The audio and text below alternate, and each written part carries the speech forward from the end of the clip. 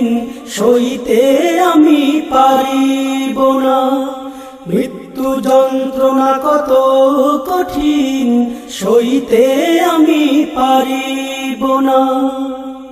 মসজিদের ওই পালকিখানা আসবে সবার দ্বারে সবার জানা।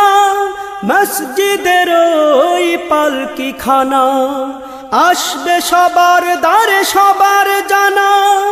বড়ই পাতার গরম পানির শেষ গোসল দিবে সব জনা।